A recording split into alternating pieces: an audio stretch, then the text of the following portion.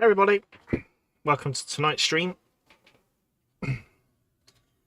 and welcome to a Saddles and Sabres number 4 stream. Welcome in. Everyone watching this live, welcome in. Everyone watching this back on YouTube, hello. Thank you for stopping by.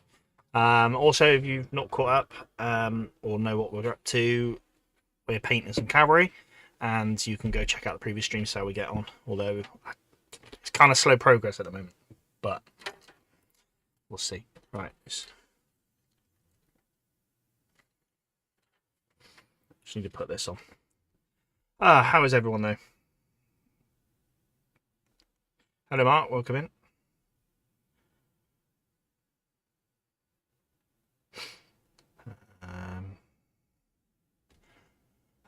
So I'll just get a few things set up and then we'll get going.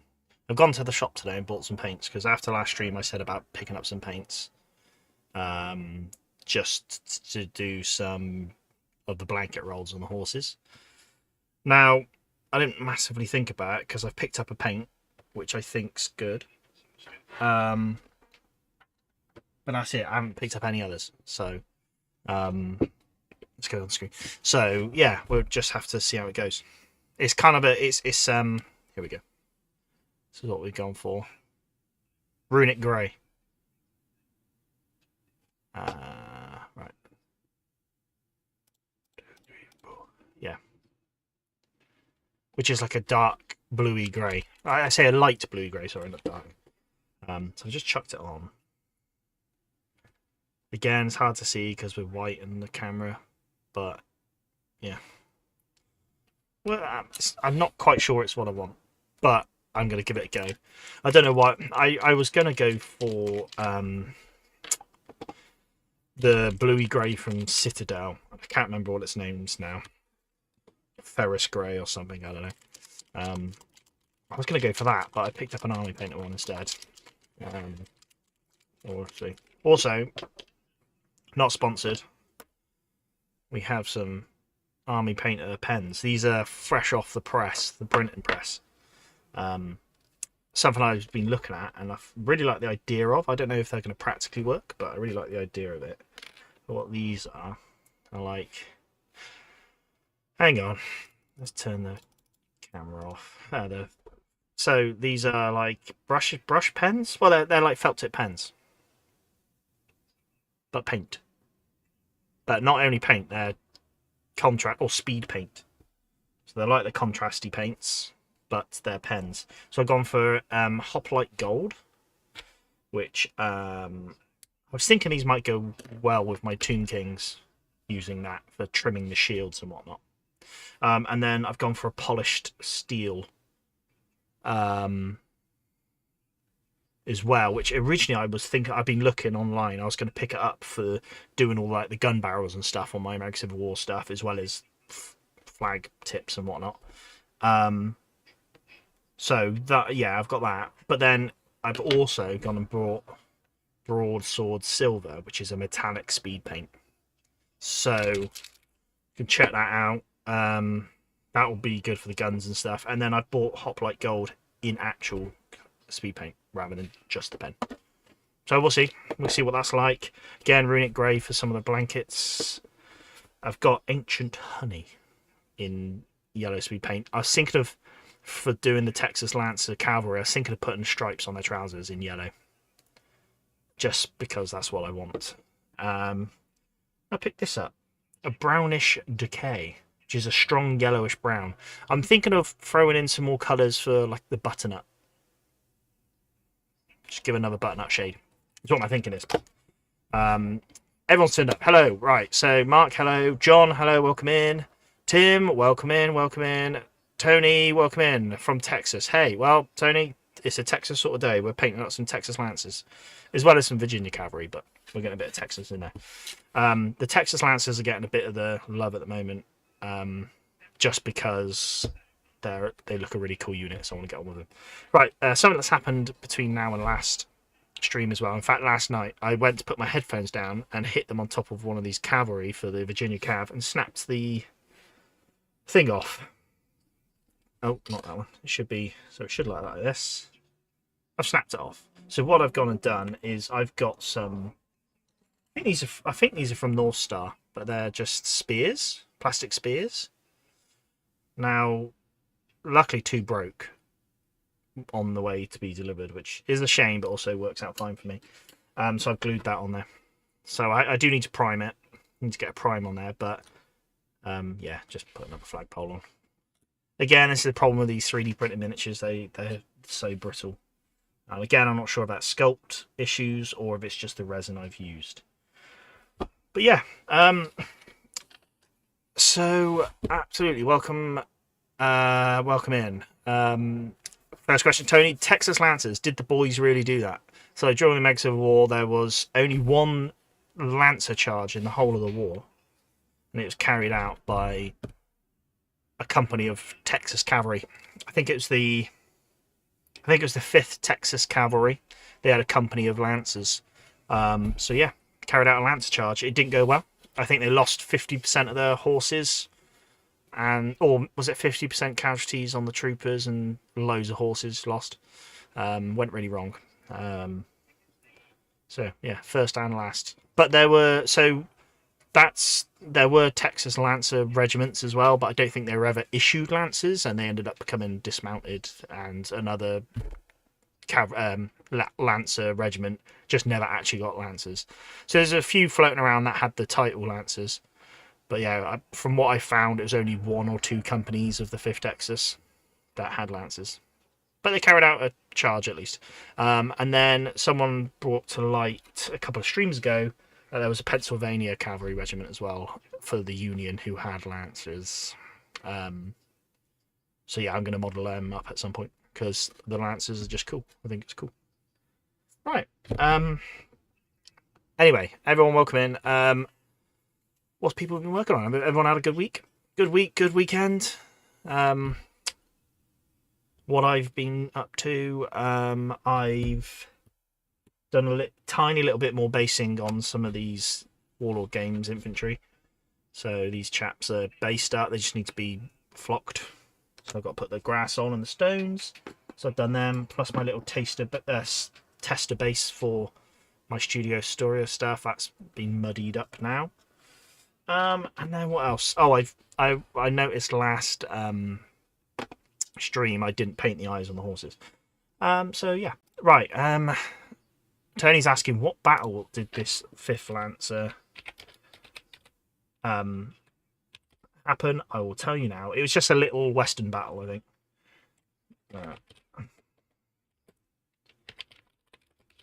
But I'll find that for you. Oh, the Battle of Valverde, February 21st, 1862. A company of the 5th Texas Mounted Rifles, armed with Lancers, charged some Union militia and suffered heavy losses. There you go. Thank you, AI overview from Google. But no, I have it. It's not just a AI thing. It is a legit battle. Not something AI is made up, because I know the Google stuff's not very reliable. Anyway, Tony's working on some big American Civil War stuff. Very nice. Very nice. Good choice. Right, Tim, yesterday I met up with a group of wargamers down in Rosenberg, Oregon, for a customized Napoleonic Alliance board game. Ah, very nice. Was that sort of an all-day affair, or was it just like a weekend thing? Or yeah, obviously not a weekend thing, but you know what I mean. An all-day thing, or was it just let me know. Mark correctly said, yeah, so the 21st Texas Cavalry were also known as the 1st Texas Lancers. So as far as I know, there was Texas Lance. I think there's 4 Texas Lancer regiments. But yeah, you had the 21st, 23rd, 24th, 25th Texas Cavalry, who were, I think, designated Lancers, but the 23rd and 24th were dismounted straight after, more or less after recruitment. And then I think the 25th were mounted, but they never received their Lancers. I think. That's off the top of my head. I was doing some Googling the other day, but that's all. It's all gone away now. Right, let's crack on with it. So, these guys have got 2 blanket rolls on them. They've got sort of a front blanket roll. So like on here, front blanket roll, and then a rear one.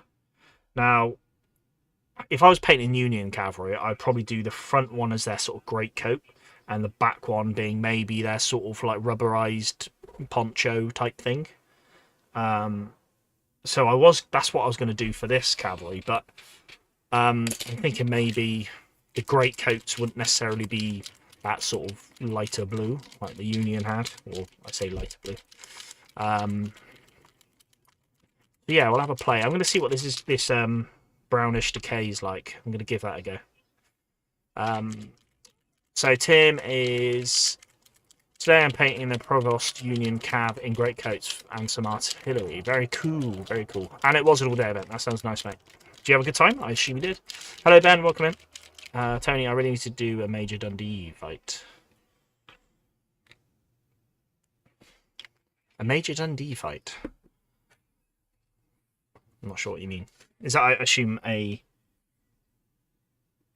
good... some notable figure that I'm not aware of? Maybe I am aware, I've just forgotten. Okay. I don't dislike this colour. Obviously it's wet, it's not dried yet, but yeah, I'm just trying to break up. I'm just trying to figure out different ways of doing a butternut colour, because the one I've gone for is very yellow, which I don't dislike. Just because it's nice and bright on the table, it just stands out when it looks nice. So I quite like it. But maybe just a bit more of a toned down butternut might be nice as well. Just add that contrast in. Yeah. Do you know what? I like it, actually. We'll see how that dries, but I like that colour. The camera's showing it. I don't know if you're seeing it, but it looks quite green, but I wouldn't say it is. I would actually say it's quite a nice browny, earthy butternut, which would actually work quite well. Almost just like, yeah, a bit more darker than, say, like a Skeleton Horde from Citadel. Anyway, Ben, sorry. How are you finding the AP speed paints compared to contrast paints? Yeah, there is definitely better colour options in my opinion. Obviously, a drop of bottle changes things slightly. I do like Citadel bottles, I know. But no, they do have a better range of colours, and that's why I'm kind of going for them. So today I've just gone and bought 5. So I've bought 2 metallic speed paints because I want to give them a whirl. I've bought Runic Grey, which is like a bluey grey. I've bought Ancient Honey, which is like a yellow, which I'm going to use for the cavalry markings, and then yeah, this brownish decay. So yeah, we're going to see. Things I want to use that brown on this brownish decay on my blanket rolls, but also I kind of want to use it on the uniforms. Maybe I just keep these guys the other butternut colour I've got. Oh, the movie with Heston, sorry. I see, Tony, I see. John says, just finished my Continental Revolutionary and starting the Hessians next. Ah, very nice. Very nice. I've just been... I don't know if you guys saw my short I released earlier in the week. Or I say earlier in the week, Friday. But yeah, Warlord Games have just announced the pre-order for their Crimean War range. This has only come to light because you mentioned Hessians, and actually I'm thinking of Hessians during the Napoleonics War Red, right? But yeah, I really want to paint some British up. And I've been toying with the idea of doing sort of a British intervention force for the American Civil War, and this new set of miniatures that Warlord's bringing out, I think could potentially work well for something like that. So yeah, I'm quite excited. I don't know if you guys have seen the announcement from Warlords, but I'm excited by it.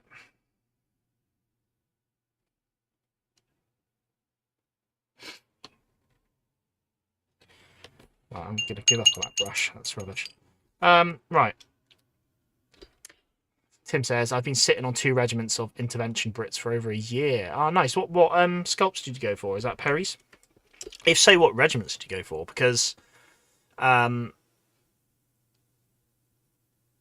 Camrocks and regular infantry battalion. Okay, so I'm torn, but I want to try do it as historically accurate as I can, as sort of like an alternate timeline if that ever happened.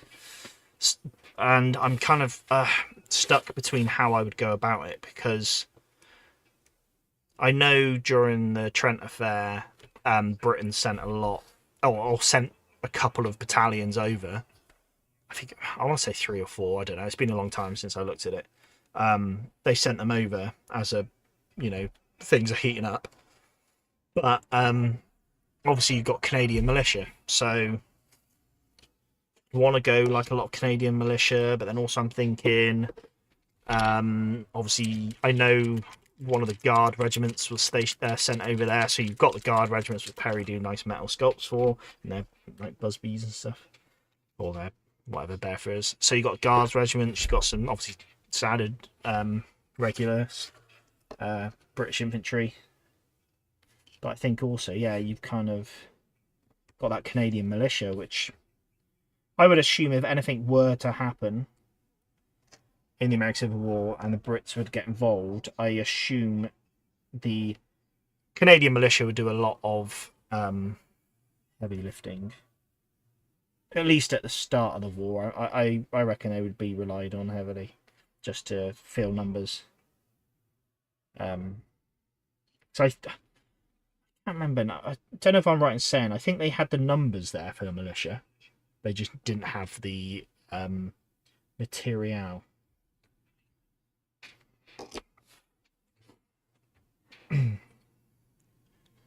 I need some bear skins. Yeah, yeah, they look cool, so it'd be a good excuse to get some on the table.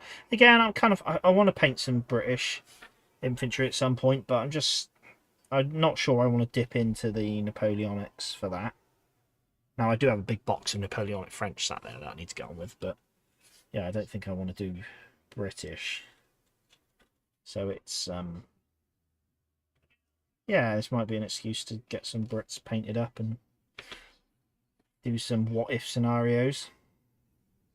And that's another thing. I think whatever the British army or force they had at the time that they could make work for a Napoleonic, for a North America campaign, I just don't think they would have the similar numbers that Americans would have. You think like the size of the armies in the mid-war of American Civil War, I just don't know if Britain could really muster up an army that could really be taken seriously over there. You think the Union were up to, like, I'd say 120,000 in one army or whatever. I don't think the Brits could muster much more than a corps worth or two. So, but I mean, I'm happy to, obviously, I'm just talking out loud. I don't know the exact what they could or couldn't do, but yeah, late war Crimean might work with heads. What? Oh, what do you mean, the Warlord Games announcements, Tony? Yeah, I don't know if it would work for like militias and whatnot, but I think you could get away with running them as British, because they've got the Shako, the pattern. I think it's the pattern 1855 Shako, which I believe the Brits did wear that during the mid 1860s as well. So I think you could get away with it.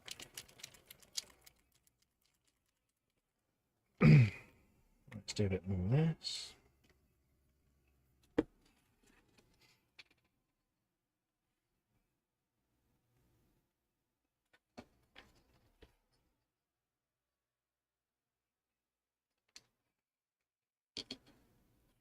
So it's a nice colour though. Glad I picked it up.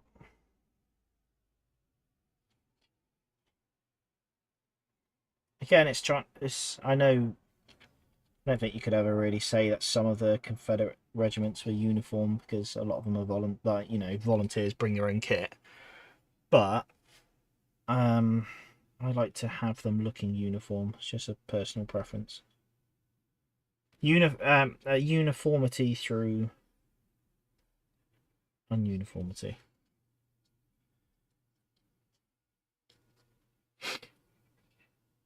I do like that colour. It's nice.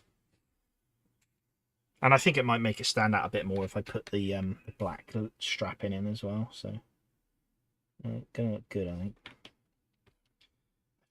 I still haven't ordered my flags yet. So I need to get on and do that. I've just been looking. Because basically, I'm going to get a company to print the Studio Historia flags. Because my printer at home is just not really good enough to capture the right colours or not. So I was just going to pay like a company to do it. I did that last time with Studio Historia's flags. So yeah, I need to get on and do that. I was just looking before I went live, but I couldn't figure out doing it on the online things, and because the flag sheet I've got is a PDF and it's 3 different pages, and I only want 1 page printing, and I couldn't think about it. Didn't want to think about it. Right, let's paint this officer. Let's paint his blanket roll.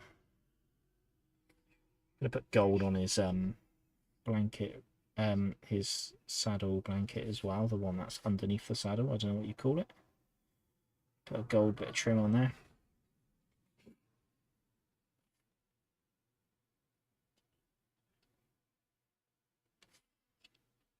Definitely using washes or contrast paints is the trick with these sculpts.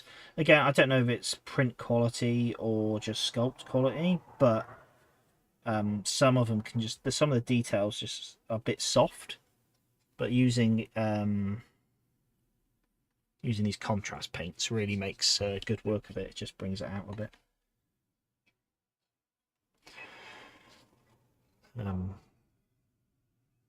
I might. I do really. I'm glad I've got that. I do really like this colour. It's hard to convey it through camera, but it's very nice. I just want to use it on everything now.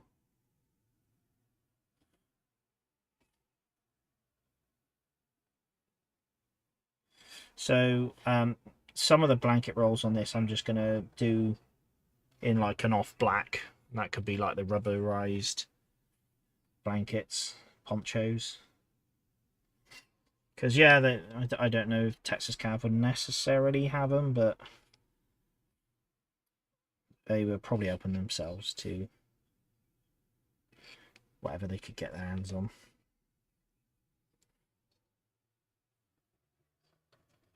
Maybe they looted some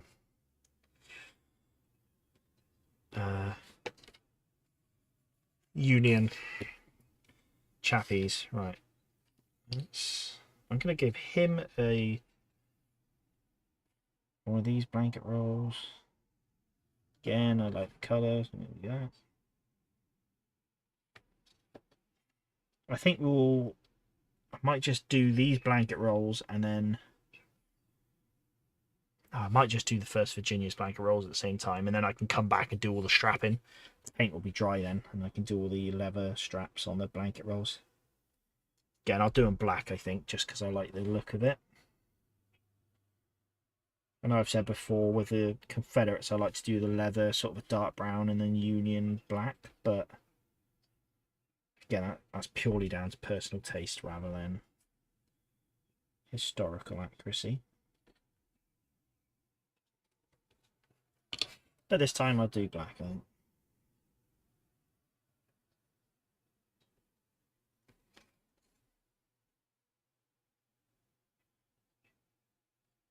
Yeah, once this is done, we're not miles away from finishing these.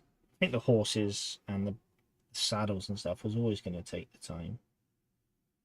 The first Virginia should be quick because they're going to be all grey with black piping, so painting the base layer should be easy. It's just probably be a little bit awkward doing all black details, but not impossible. Right, so he's got that. And then I think I'll just do all the others black. Maybe one more.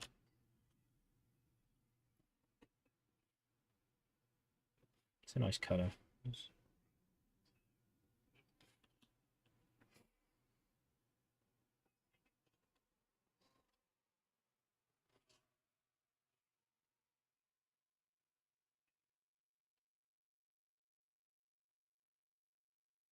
And again, using a black contrast paint over this, it's less of a concern keeping the undercolour white for the contrast paint, because the black just sort of...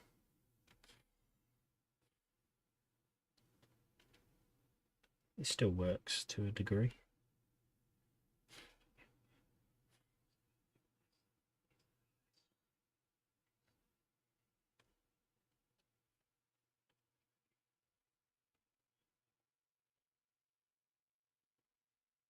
All right.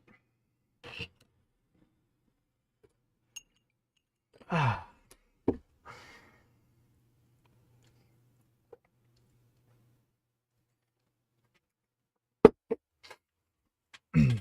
But talking the Trent affair, just because, yeah, do makes me wonder if you were to try do a scenario around it, what would be the British campaign. Now I have a feeling there is somewhere a proposed plan on what the British were going to do if anything happened, but yeah, I do wonder, because obviously they was probably... imagine the first thing they would do is look to break the blockade. So I was thinking, if I was going to run a campaign or a scenario, maybe it would be the British garrisoning a fort next to a port that they have broken the blockade on. So maybe if they went and garrisoned that fort and the Union came to kick them out, I think that could be a scenario you could work with. I just don't know if the Brits would have gone on the offensive, you know? That's what I'm thinking. I don't know if we would have gone on the offensive in that. Again, going back to the numbers, the sheer numbers of infantry that were going around in these early to mid-war armies.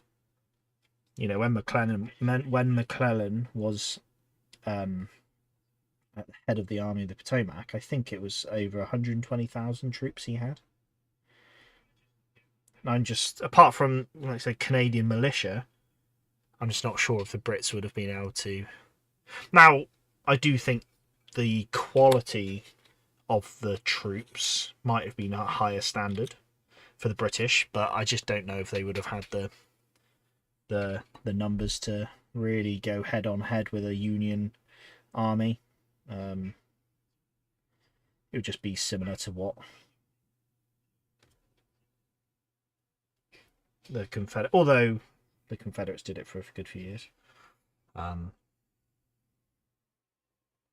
So yeah, I like to think maybe the Brits play a defensive, you know, make the most of any defensive engagements. That's what I'm thinking. Perhaps they would garrison a fort or something like that to protect a blockaded port. You know, so imagine if British break a blockade and then just station troops there to maintain that open port. And then a bit like Fort Wagner, how the Union have to send foot troops in to break the fort. Maybe you've got something like that. But yeah, don't know. Thoughts? I don't know what people think, really. I don't know if they would have an idea on how they would run a scenario for it.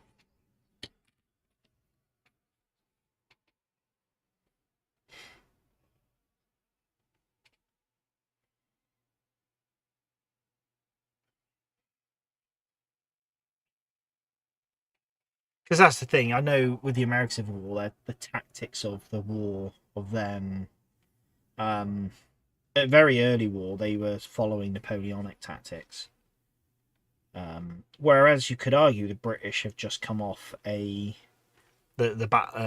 Crimean War, so I don't know if they would have more up to date tactics and how to operate in a more modern war. I don't know. So you might find the Brits just more tactically capable than the Union. Who knows? Who knows?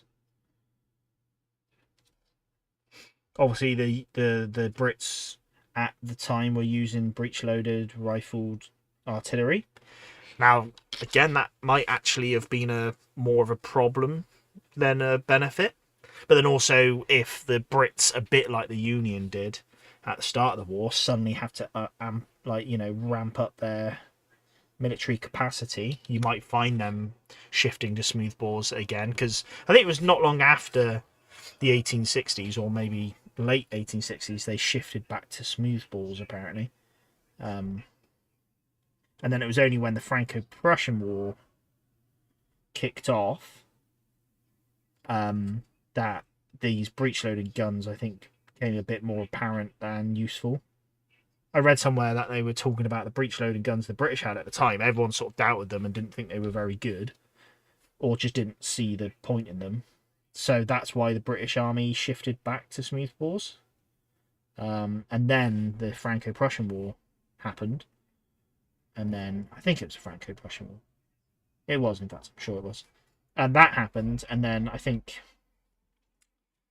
Prussians were using them to great effect. And then I guess the Brits adopted them again.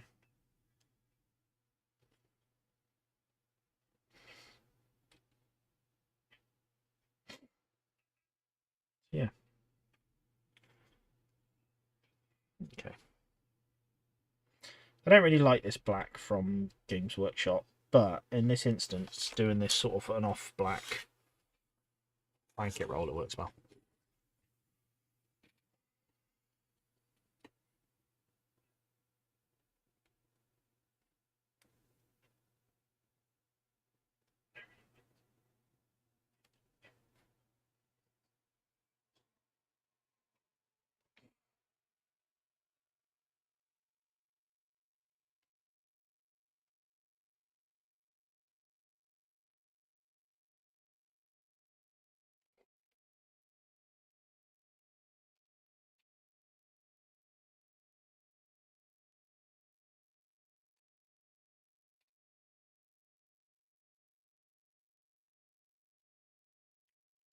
We're getting there.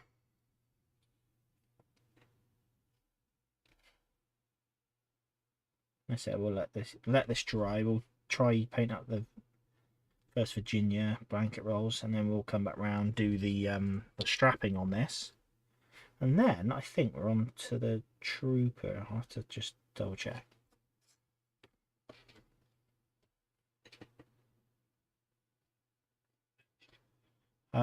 Talking about British interventions, though, I know it's the topic because I want to talk about.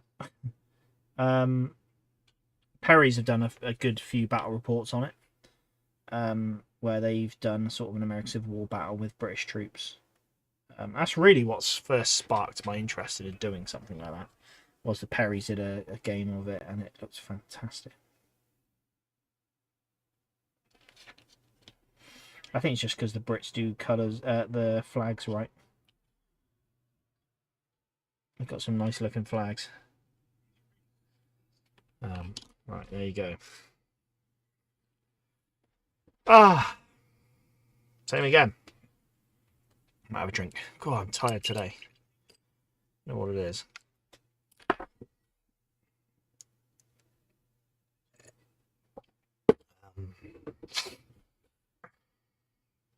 Yeah, we'll have to do West Virginia. Let's do that at the same time. Just because these guys are going to be quicker to paint than the others, just because the uniform's a lot easier. So let's not leave them behind. I was meant to buy some brush on white primer at my local store for this flagpole, and I forgot. It's just a shame. Right, what do we want to do? Let's get this brownish decay back out and we'll hit a few blanket rolls. This would be good. This would be a nice brown to do just as sort of infantry blanket rolls as well, I think. Because I always think about doing the rubberized blanket rolls for the Union, but I saw some good artwork the other day, and all the Union were wearing these sort of like tan blanket rolls. And I think against the blue and the uniform of the Union, again all being in similar colour uniform and whatnot, having that browny tan blanket roll coming through just looks quite nice, I think.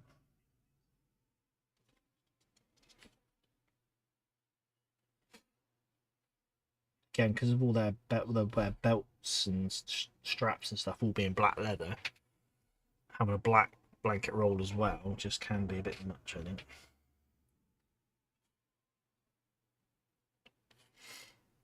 But it just breaks up.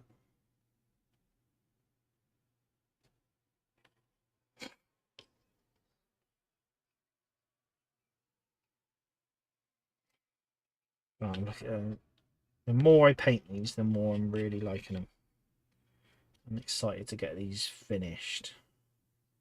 I think they're going to look fantastic, all baked up.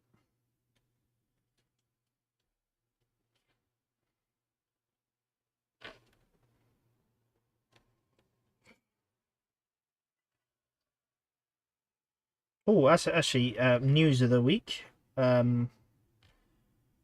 My local club is running another Lardy Day. So, Two Fat Lardies Rule Systems. My local club do, I think it's 2 times a year, they run a games day.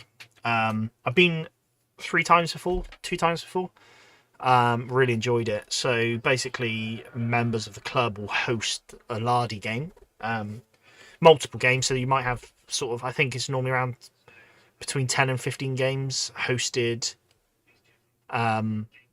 throughout the day. Yeah, let's say about 10 games hosted, and you do a morning session and an afternoon session. So technically, you'll do 2 games each if you're attending. So people will host a game, and you just rock up and oh, I've missed some brown on this guy. Yeah, you just rock up, and all you got to do is bring your dice. Maybe not even that. But I'll take some dice and a tape measure. They'll host the game. They'll bring all the miniatures. And yeah, it tends to be a real enjoyable time. And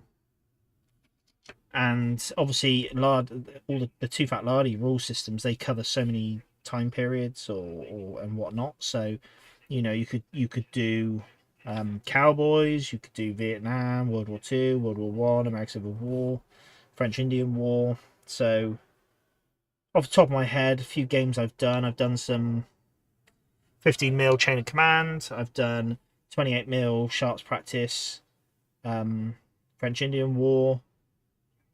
Yeah, so Chain of Command 50mm was obviously World War II. Done French Indian War. I've done a World War II sort of like, it's almost like a spy game sort of thing. It was single miniatures, and it was me, and it was 2v2. So you had 2 people Germans, 2 people Americans, and we had about 11 miniatures between us on our team. And it was a bit more, I think someone had actually written the rules based off another Lardy system for that, so they were premiering it there. I did O Group, World War II O Group. Actually, no, hang on. I don't think it was World War II. It's some sort of 1950s Africa war. I played that with O Group, I think, which was good fun.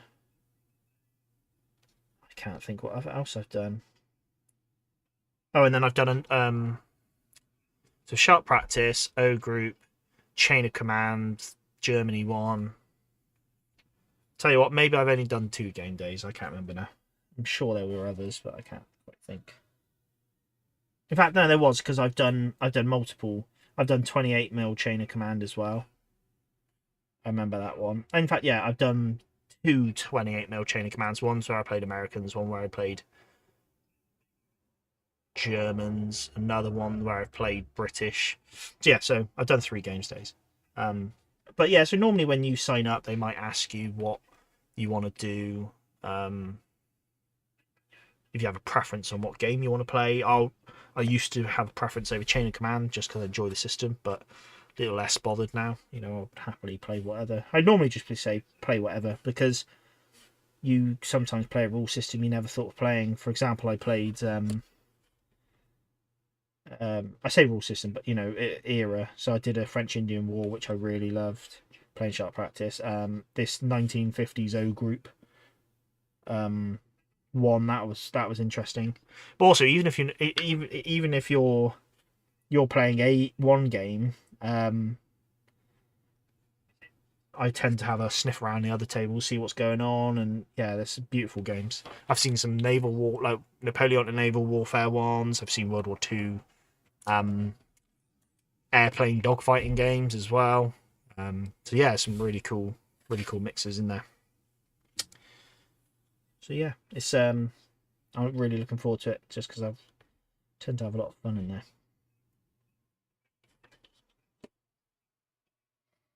So that's booked for February.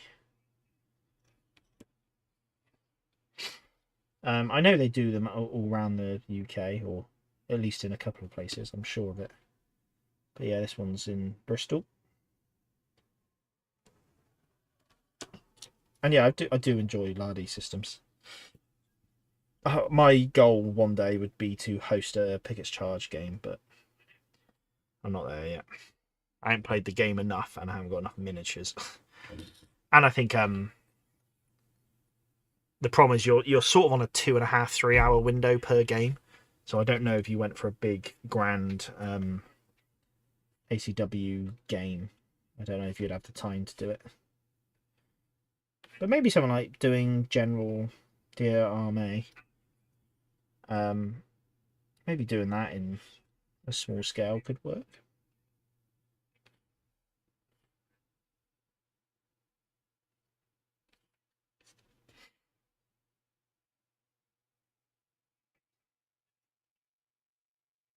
But yeah, I'm not sure what rules I'll want to play this time round. Chain of Command I always enjoy, but the problem, I say the problem with Chain of Command, the problem I have with Chain of Command is you can be quite reliant on the dice. And if that dice roll just doesn't go your way, it can really mess up your day. And I've had that a few times. Just messes you up, and then that's it. You can't recover. I think I had one game where it was when I was playing the British against some Germans, World War Two, and I remember the chat telling me, because I think this is maybe this is the first time I played Chain of Command. I can't remember now, but I just I had some Sten gunners, and I remember them saying, "Oh yeah, this is a really good gun. It's really good at range. You know, you shouldn't have a problem hitting these infantry." Whereas their sort of MGs are not very accurate, sort of thing. And I could not hit the side of a barn with the Sten guns all game. They were just mowing me down with these MGs, and they kept rolling for double turns. Every turn they would roll for a double turn. So I think at one point we went 3 or 4 turns not having a go, or something like that, and it was, we didn't even get to be bad at the game. It was just taken out of our hands because of dice rolls. And for something that, and I knew, like, the way the game was set up, it looked really nice, and yeah, I know the game could have been better. It's just we never really got the opportunity because of the dice rolls, really, which it was a shame. I think we finished the game in like an hour, just over an hour, so that meant we had like an hour just walking around, which I didn't mind because I went and checked out the other tables. But yeah, we finished very quickly. Oh no, I don't want to paint that on there.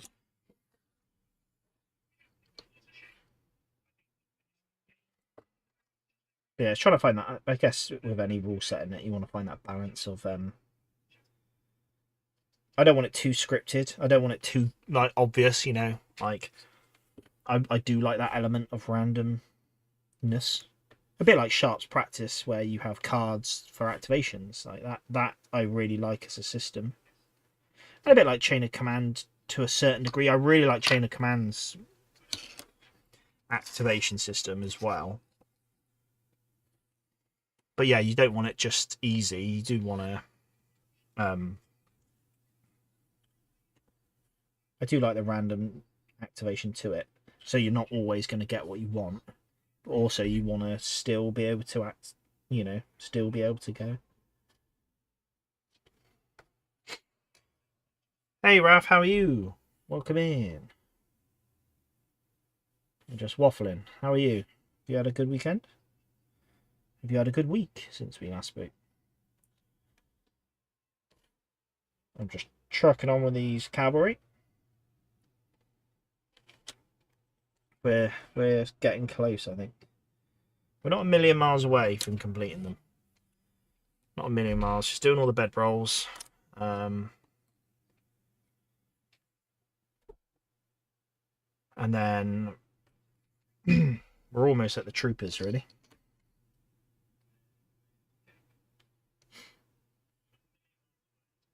I've got a bit of a stinking headache all day for some reason. It's trying to resurface now, but I think we should be fine for the rest of the stream.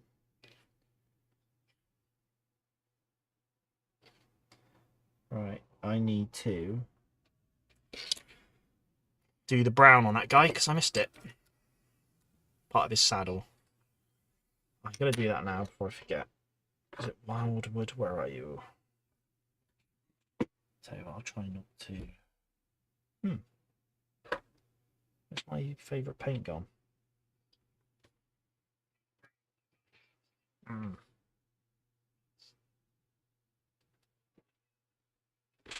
Huh. I don't know where it's gone.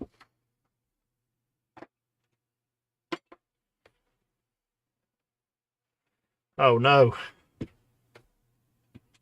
Oh, it's there. Oh, that's a close one.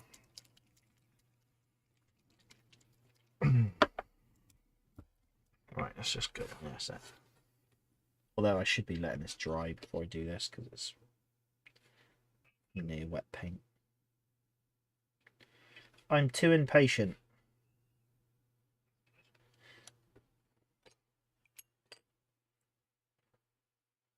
I think what I'll have to do is, yeah, we'll leave that. I think in some of the nooks and crannies, you're still going to have that white primer show through. So I think I might just jump in with like an Agrax at some point and just try getting all the little crevices. Some sort of brownie wash just to knock that down. Benjamin, horses looking tidy now that you've got most of the tack and baggage done. Thank you. Yeah, yeah, I think so. Take a look at this officer. So a lot of browns and blacks. This officer will have like a gold trim on his the blanket underneath his saddle, and then I'm just going to do the black strapping on the blanket rolls. But yeah, I do like it actually. Again, when I painted the horses originally, I wasn't so sold on the colouring that I went with. But now that you've got all the other colours gone with all the other bags, I do like it. I like the way it looks. I've just got... Oh, I think I... So, Mark, I don't know if you're still in the chat, but I was chatting to Mark in the week that I remember from last stream, I was talking about putting a poll up. But I could not, for the life of me, remember what the poll was going to be about. And I have a feeling I've just remembered it was about water canteens. Now, again, I could still be wrong, but I think it might have been about water canteens because I wasn't sure what colour to paint them. I was thinking of painting them blue purely because I like the look of blue. I think, again, realistically, it's probably going to be metal or wood. But these are not sculpted wood canteens. These are either metal or blue ones. By the looks of it, because they're sort of rounded. Mark says, I'm always here. Thank you, Mark. You'll be on the payroll soon, I think. Ben, yeah, once all the white primer is hidden, the horses come together real nice, man. Thank you. Yeah, I think you're right. It's a bit like anything. I said this for ages. Normally when me and Ben talk about painting stuff. Yeah, I've said it before. Like previously, when I was painting just block color, layer base colors rather than doing a white primer, I do a grey primer. So I'd do all the colors in, and then I'd hit them with a wash, and then go back in. And it was just before you hit that wash time, so you just done all the block colors, and it looks really rubbish. And then you hit the wash, and it just brings everything together. Makes a big difference. Or another thing I do is when I hit the flesh tones. When I put the flesh tones in, it just makes that difference. Right, so I think we're ready to go for a black now. No, I'm not. I'm doing this black. Conscious I don't want to keep putting my hands in front of the camera because it's probably really annoying. So sorry if I do. Right. Oh, I shouldn't have done this guy. Probably shouldn't do black horses with a black bedroll. Just pick. Oh! I've just snapped a cavalryman's lance. That's annoying. I have to try repair that now. I think I just won't worry about that for now because sometimes the glue just catches it and holds it. Other times I'm sat there for like 10 minutes holding a bit of resin together, so come back to that.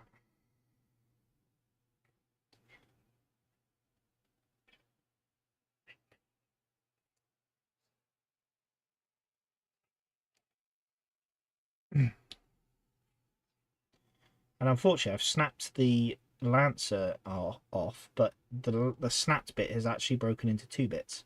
So I've got the top bit with the little flag on. I'm missing the bit in between. That bit. Let's have a look. Gone, isn't it? It's gone, hasn't it? Ruddy heck. That's what I'm saying. Fiddly bits. Yeah, I'm not sure what I'm going to do about that. We'll figure it out. Might have to do something similar where I just take a bit of this hard plastic and glue it in.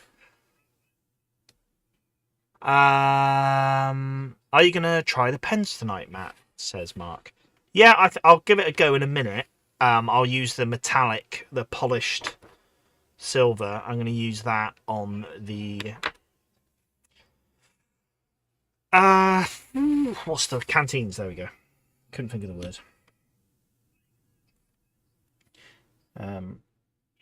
I did buy a darker metallic speed paint today as well because I thought actually I don't know if polished silver would work so well because I went to buy the speed paints today, not realizing that the pens are out because I've been keeping an eye on the pens, but they've been on pre-order. So I had all the paints in my hand and stuff. Went to the till, and at Bristol Independent Gaming, they were sat on the till in front of me. So I was like, ooh. So that's when I went and picked up the pens. So yeah, I've got the gold. I can't remember. Hoplite gold. I've got that in speed paint, and I've got it in pen. And again, the Hoplite gold, I'm not sure. I was thinking of using that as a pen for the American Civil War. However, for my Tomb King collection, I think it would work really well for just doing the shields. And I've got to figure out how to use the pens. I don't know. I guess you just shake them up and they come out. Ooh. My phone's just gone mad for some reason.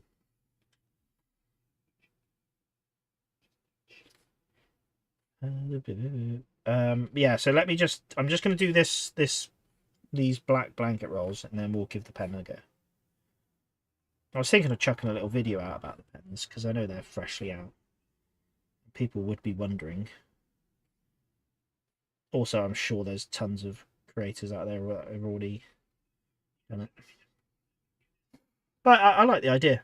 I really like the idea of the pen. I watched the little video from Army Painter and they sold me.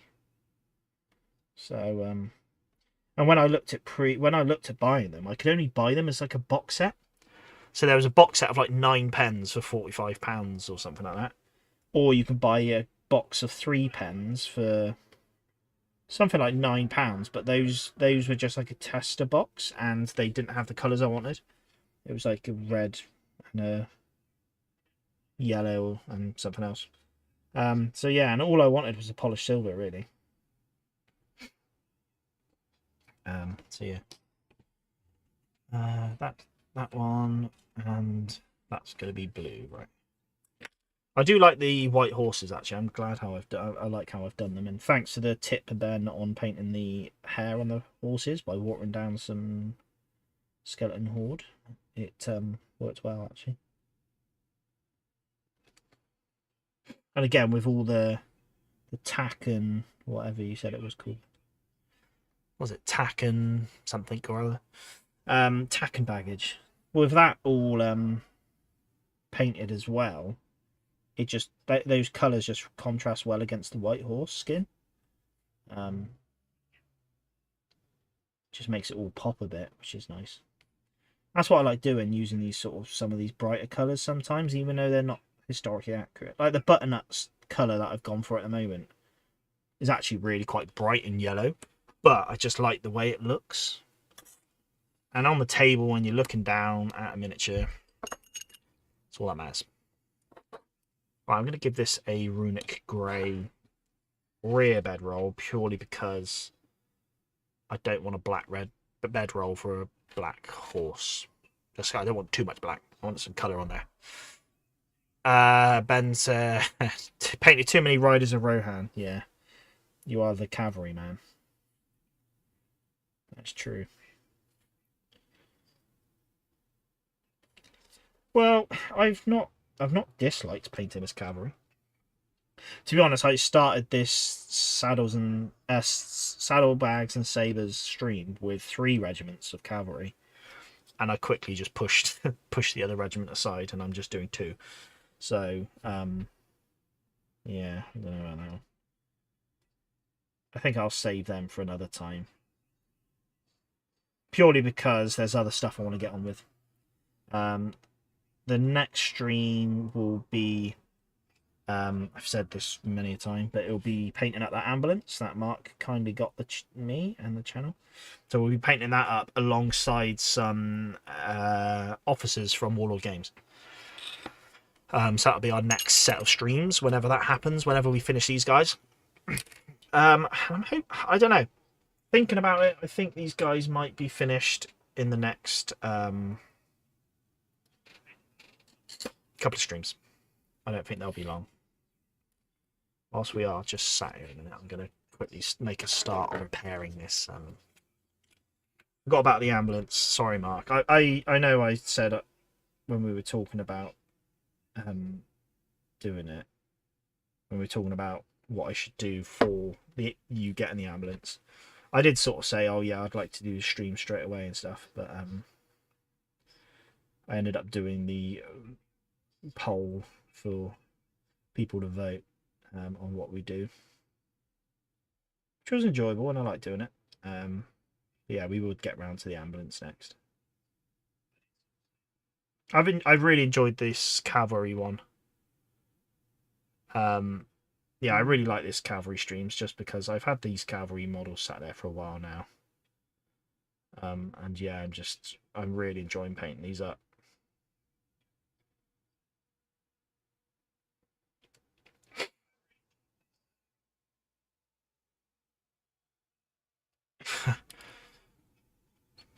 Mark says, no worry, it'll come when it's ready.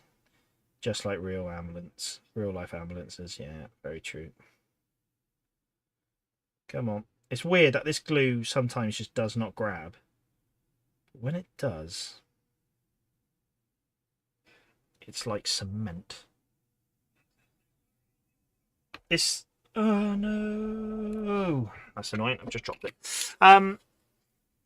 Yeah, I've done this with a couple of flags. I've done this with a couple of them now. where I put them on these thicker rods, and it just seems just better. And yeah, if I could be critical of Studio Historia, I would maybe say that they're just a little bit flimsy.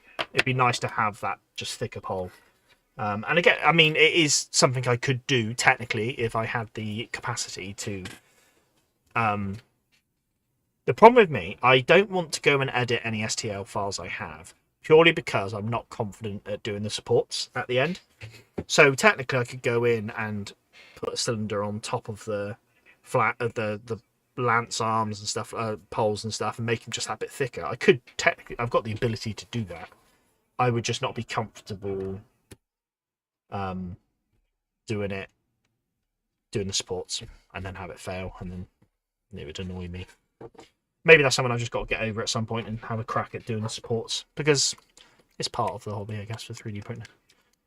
Right, anyway, enough waffle. We're now at draw the black lines on the straps for the blanket rolls. Now, yes, I've done black blanket rolls and I'm doing black leather strapping for it, but it's two different shades of black.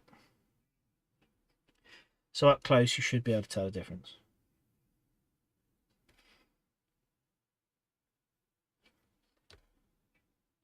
Again, the Black Templar from Games Workshop, the Citadel Black Templar, just has sort of a greeny tinge to it, whereas the Black Legion is just like a solid black. So it is a bit of a difference to it, which is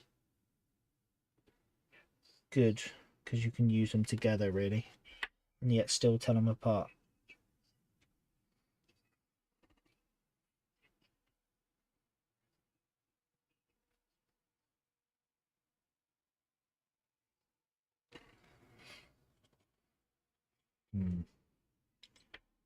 It's a bit awkward to get to. Yeah, and you can see why some people paint cavalry off the horses. Again, I didn't have a choice with how these were printed. There you go. So it's got the black strap in, and even on the back, you see how that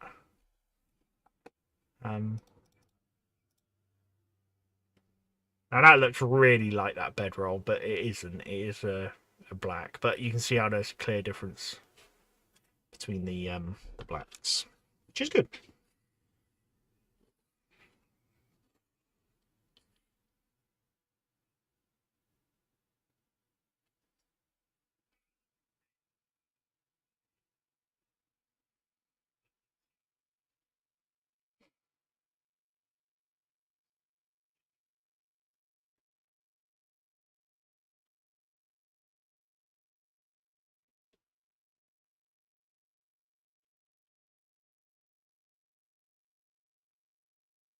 So I think all the leather straps and stuff on the trooper I'll go brown, but then probably the sword sash I'll go black.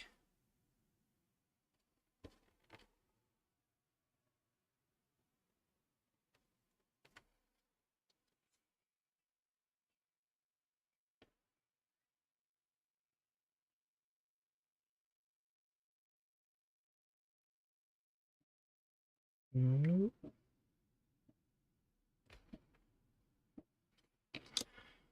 the trooper.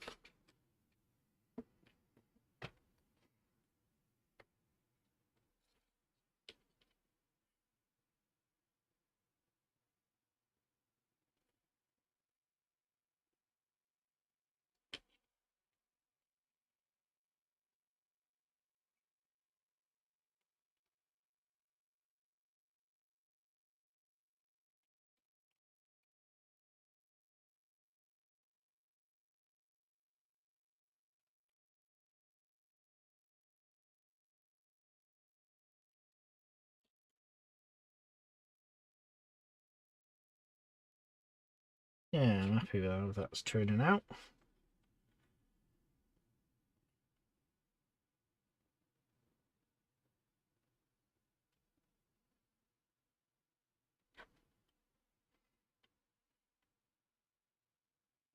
Just remembered, I think I just said about trying the pens out, and I've not done it, so I think we'll give them a go in a sec.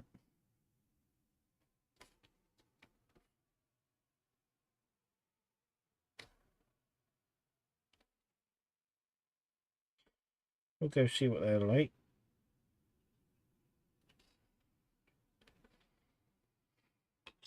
Cool. Right. Let's just put a pin in that a sec. Let's try and get one of these pens working. So I technically could use these pens for the gold detailings on these guys, but they're a bit too delicate. So, right, how does this work?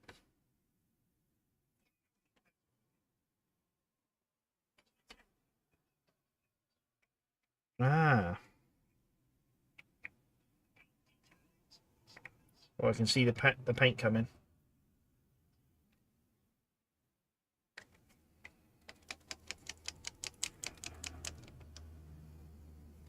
See the paint in the nib.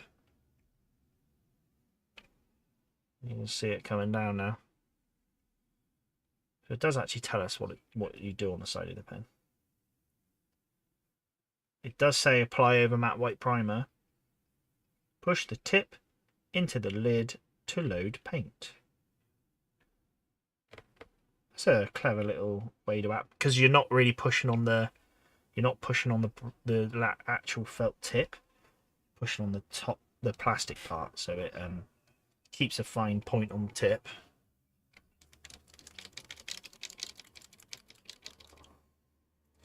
I'm guessing it being a speed paint needs to be shaken well. There it is. We're getting somewhere. You see?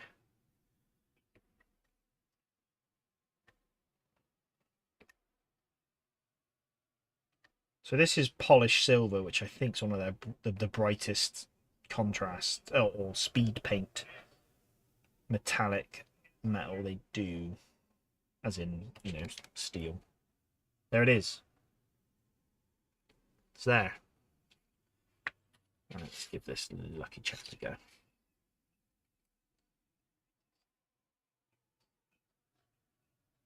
Look at that.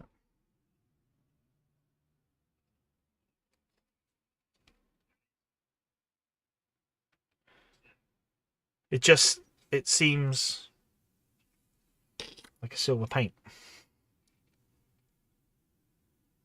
So let's see how it goes. Again, I'm not really putting on anything detailed, so being a contrast paint, you would think it needs to. I'll chat to someone about army paint, the contrast metallic army paint, speed paint. They were saying how they're not really metallic; they're more of like a. I can't think what the word is, but I mean, yeah. No. For something like this, it's fine actually, because you can access the area nicely. So I think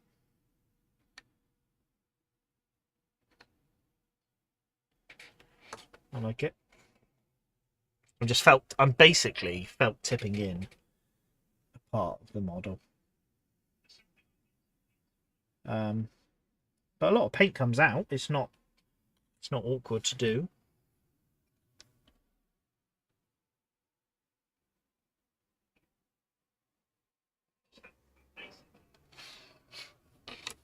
Yeah, I think so. I don't think this guy has a tankard from memory. No. So yeah, I could do the scabbards. Don't think I want to do that right now though. Works well.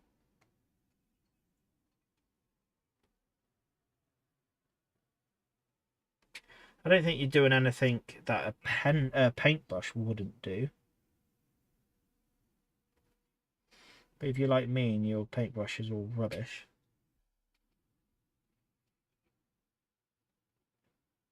Yeah.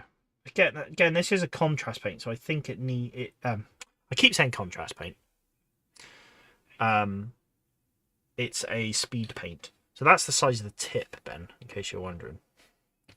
Compared to quite a big brush I'm using at the moment. So it's a big tip on it. In fact, I've got a Sharpie here. Let me find it. Maybe I don't. Maybe I don't have a Sharpie. I did have a Sharpie. I would say it's bigger than a tip of a Sharpie, to be honest.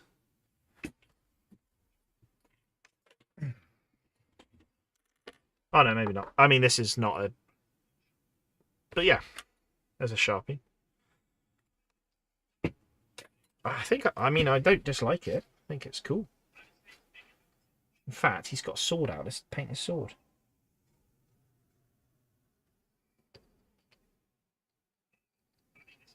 I don't know what it will do.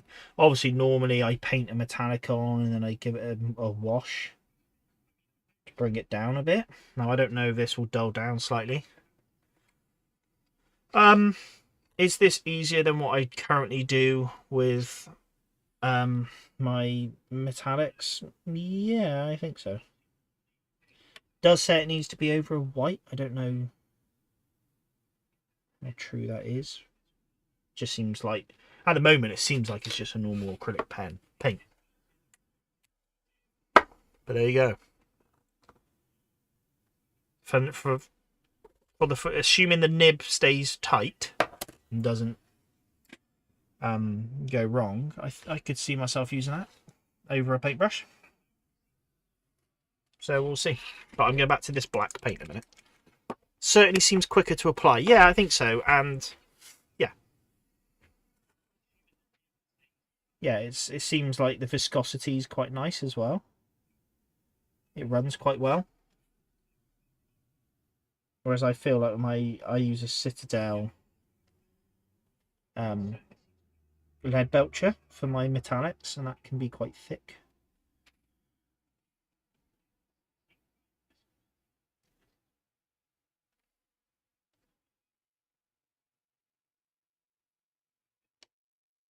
Again, comparing it to Citadel is probably not the best. I'm just going off what I know. Got to be brilliant for vehicles or terrain. Yeah. Again, this is it's meant to be a speed paint, so I'll be interested to see how it dries and if it actually adds sort of a contrast there. We'll see. We'll see. Again, if it dies down slightly and it's not so bright coming out of the pen, I would be happy to leave it as is instead of hitting a wash on it. Again, I do have the broadsword silver in speed paint as well, which is another silver but just a darker one, which I had planned on using for my gun barrels and other stuff. So yeah, we'll see. If not, I'll give that one a go and see what I think.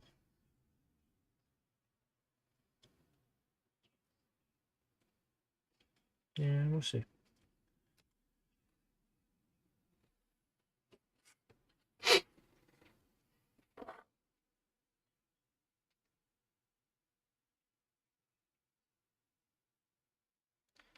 Again, if the tips stay fine for long, then yeah, I think it's similar to... I was talking to someone today about the pens, and they were saying I think it's a bit of a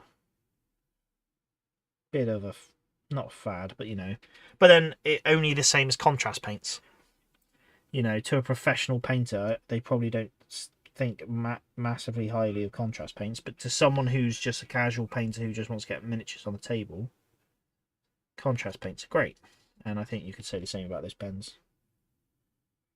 And that's coming from, so like painting my Tomb King shields when I was doing a lot of them. You know, I would base coat them in a gold, then I would wash them, and then go back in and highlight them with another gold. You know, that's all time, and if you could just do that in one step with a gold metallic contrast, pen or not, pen or brush, I think that's still a good thing.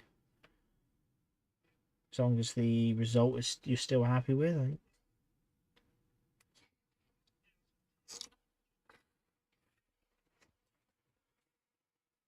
Ooh.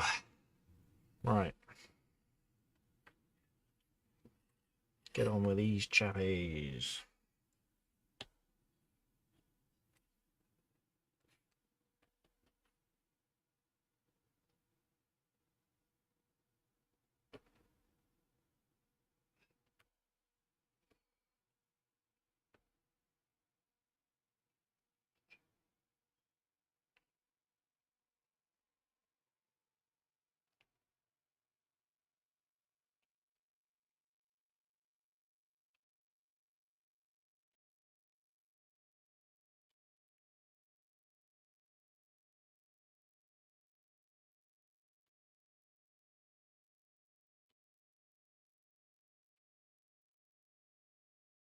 Cool.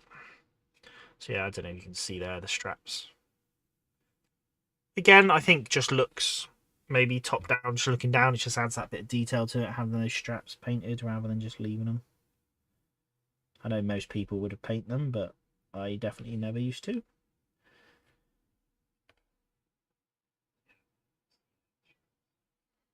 Oops. So Ben, pens seem good for people focused on speed, not necessarily for beginners though. Feel like it could become a crutch to beginners who would be better off practicing with a brush. Yes. Yeah. Yeah, I don't know. It's hard to say. I think if you were painting something that doesn't need as much detail, then they're probably spot on because yeah, speed. You can just.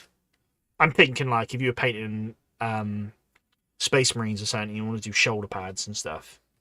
It's kind of almost spot on for that because you can just be like, okay, boop, boop, boop, do that. Um, but anything fiddly, you're gonna have a hard time because it's. But yeah, you are right. If someone just prioritizes using those pens, for example, they're not going to be as skilled with the brush. But then I think you could argue the same with those using contrast paints. They won't be as skilled with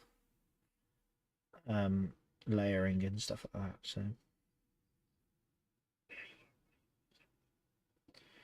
but I think stuff like that, it's all there too. They should work together really when it comes to painting something. It should be a tool in your or a weapon in your arsenal, rather than something you only use. You know.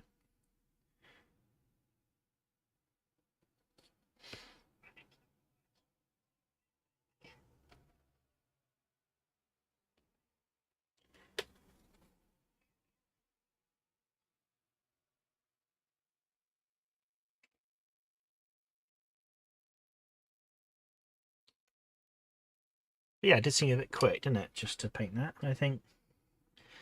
I don't know. I think it would be good to see what it looks like on a musket where you've got a lot more grooves in the sculpt, for example, just to see how that dries and what depth it adds and stuff like that. That would be good. So we'll see what that's about. I need to have a look about what colour I'm painting the sash on this officer. I know they're cavalry, but infantry captains, or is it captains? Wore red sashes. All the way up to divisional count. To brigadiers wore gold sashes. I need to look. So I'm saying, what am I painting the sash on this officer? The pen is like an AI chatbot of the hobbying world. Yeah, maybe. No, it's a good analogy. Because yeah, it should be something that's used to enhance your hobbying, not take away from it. But obviously, we all hobby different as well. So to say, oh, you won't be a good painter because you use pens, you know, it's a matter of opinion.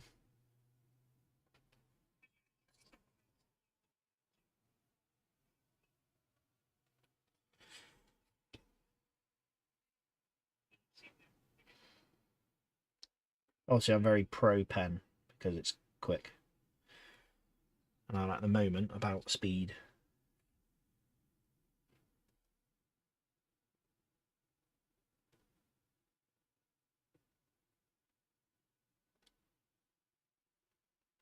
speed, but also, yeah, alright.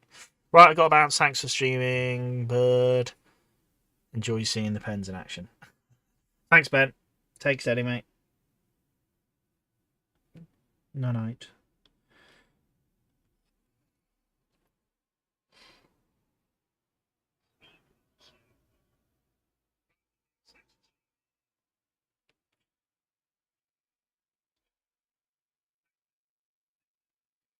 Cool. Oh, it's just taking a while. It's going to be worth it, I'm sure. I would use a pen over old school painting because I can't paint. Yeah, with time. With time, Mark. If the metallic, obviously I've gone for metallic pens, which is different.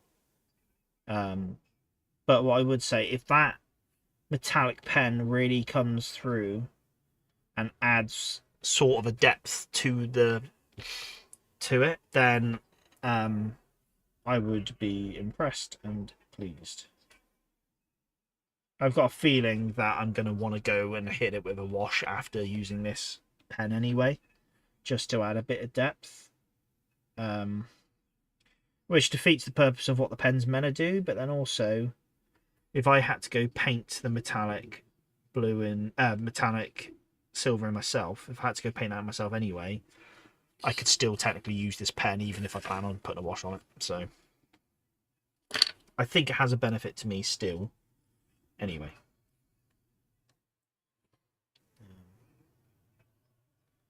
When we get to that metallic step, we'll give it a go. I think I'm going to choose to use the pen.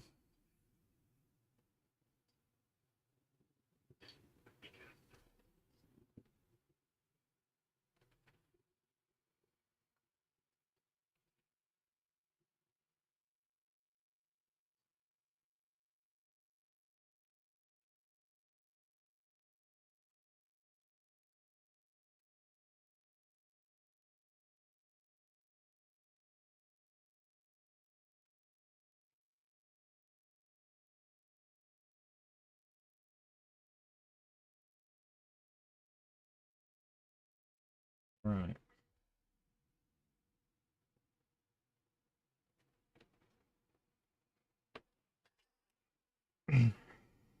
I think once I've done these belts, the buckles for the blanket rolls, I could probably just slap the grey on the First Virginia. Start letting that set dry.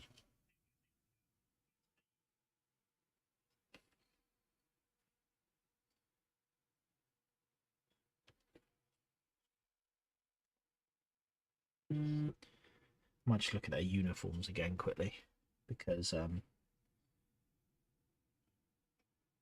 I want to use brown leather for the First Virginia just because it breaks up that black and grey, because obviously it's grey uniform, black detailing, but it might just be the best thing might be just to give them black leather. So they're gonna have like their cartridge boxes, their belts and stuff.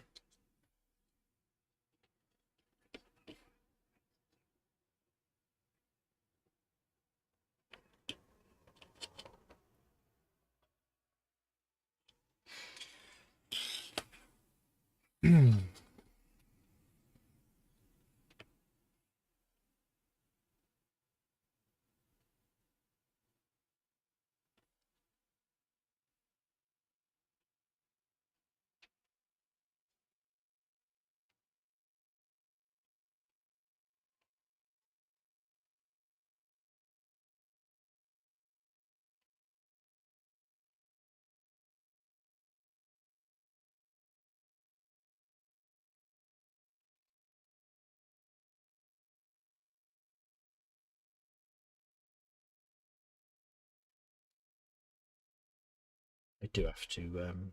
They've got a black plume in their hat as well. At some point. I need to see what colour hats they wear actually. It might just be grey hats, a bit like their uniform, which would look nice actually.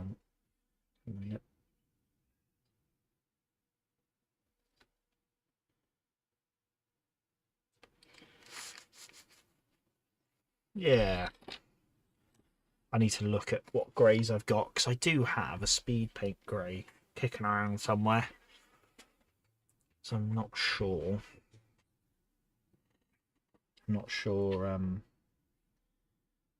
What grey I want to go with. Whether I go for the GW one, Citadel, the Silicon and grey, or the Army Painter, which I have a feeling is Gravelord grey. Might be wrong with that.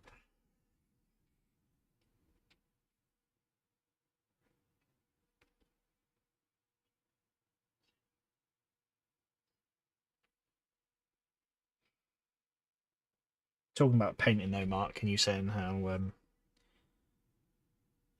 you can't paint, which I would say you've just not tried. Paintbrushes. Good paintbrushes make a world of difference. I'm normally someone who just goes for cheap brushes. But man, it makes a difference. Trying to use a rubbish brush. For example, this one. I don't know if I've not looked after it, but this Army Painter brush here, the tip just keeps not falling apart, but just doesn't hold a nice point. Whereas I've started using this one, even though this is very new. Those heads staying together, which is nice. I tried it once and wasn't immediately a master at painting, so never again. Yeah, fair play. Fair play. Yeah, looking back at my first stuff I used to paint,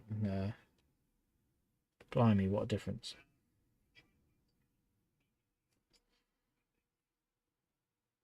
I remember it was before the washes. Before I used washes. And then there's a little thing that changed my life called Agrax Earthshade. I discovered that you could just block paint stuff and then hit it with a single wash, and what a difference it'd make. It was when I was painting Kroot for Warhammer 40k. And I found a paint scheme online. It was just, pretty straightforward, so nothing flashy at all. It was just block colours and then hit Agrax, yeah. From then on, I never looked back.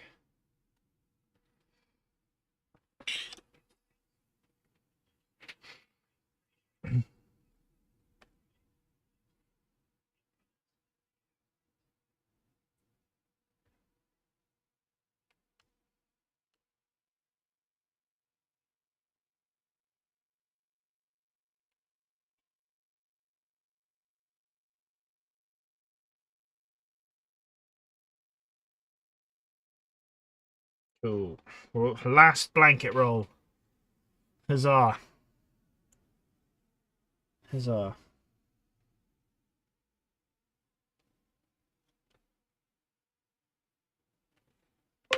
Oh no. I've got my paintbrush. Oh, and then some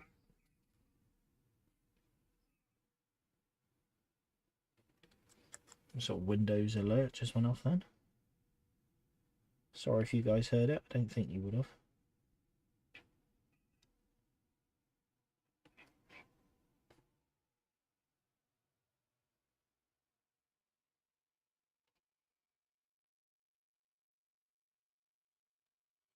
Wonderful. And there it is. Oh, you did? Ah. I don't know why I've got desktop audio on, to be honest.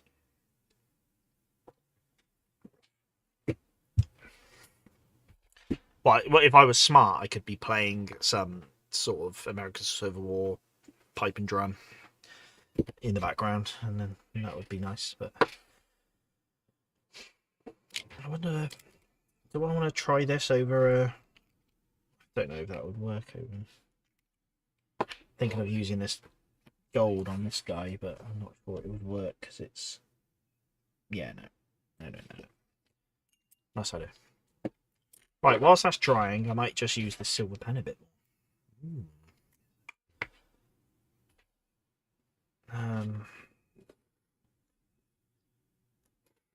Right, let's do the 1st Virginia Cavalry because they've all got their sabres out.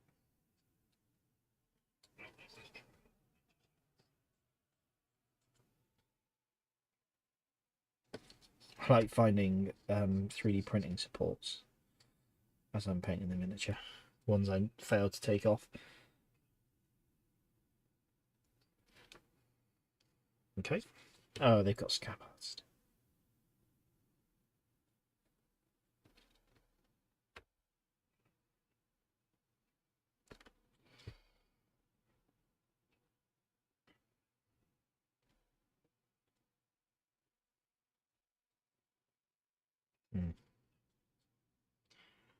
Okay.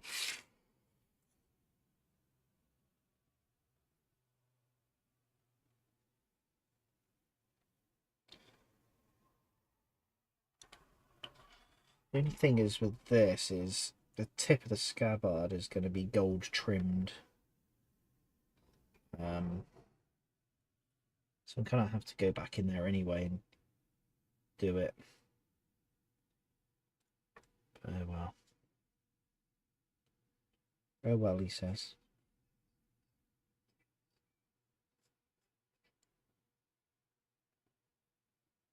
Could have used the gold pen first, to be honest. No, it's on me.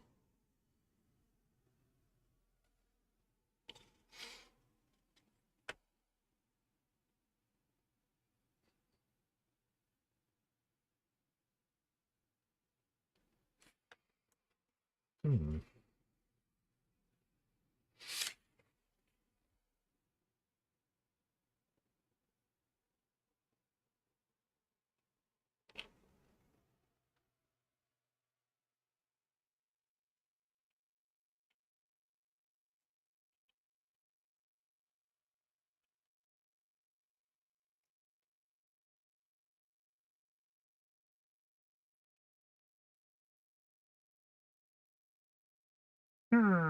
Maybe.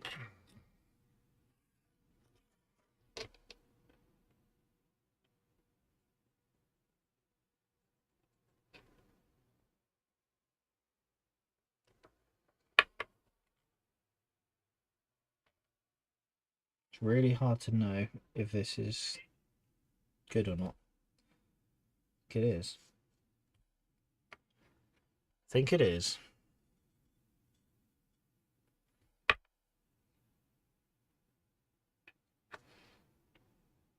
What I should have done was write to Army Painter and just ask for them to send me stuff. Missed a trick there, didn't I? I've been able to get it for free.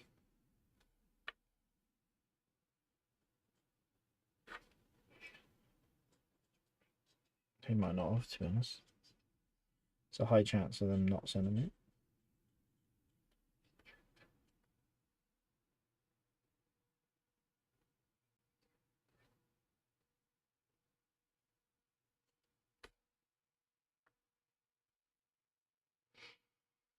Where's your... Oh, you got a shotgun here, have you? He's got a double barrel shotgun sculpted on this guy. That looks very cool.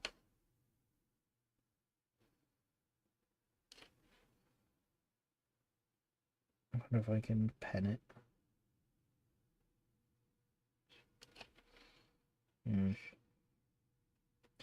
I can, I've just messed it up by not being neat.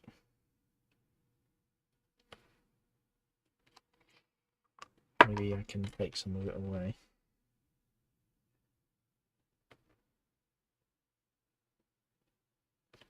Yeah, sure.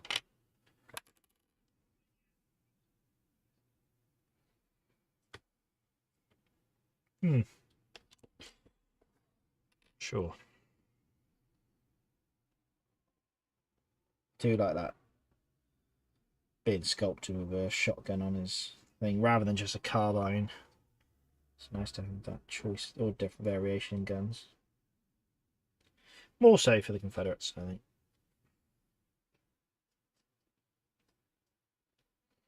I don't think they'd all be equipped with the carbines. I'm yet to see miniature cavalry miniature sculpted with when repeating rifles. I don't know if there's anyone out there that does it. If they do, feel free to chuck it in the comments. So I know they were about.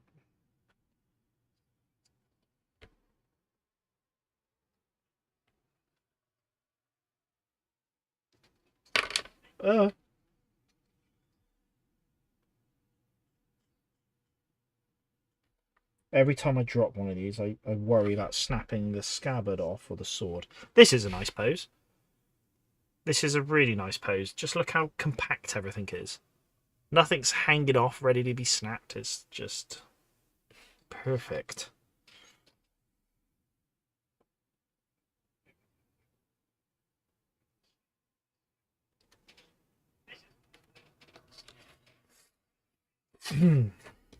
Alright, so this guy...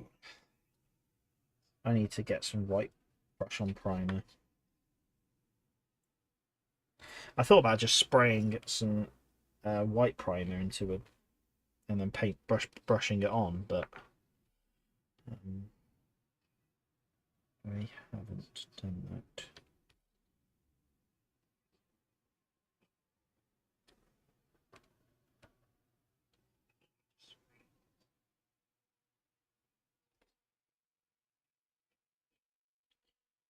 Right, I've just painting a carbine now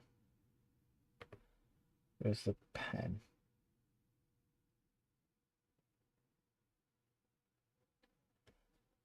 Though I'm pretty sure this is going to have gold bands or brass bands on it.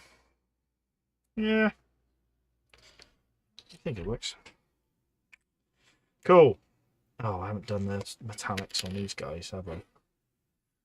Like the tips of the save. I haven't done them. No. Not sure why I haven't done them. Let's do these guys a sec. I can't think off the top of my head what the next step was anyway.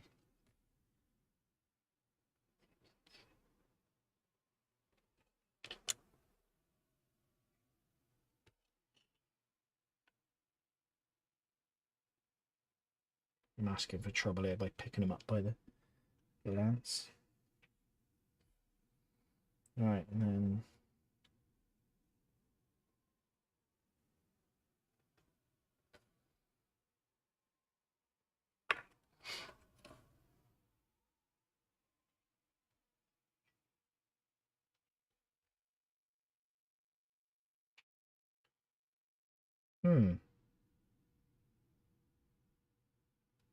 you get pretty good control with them, to be honest.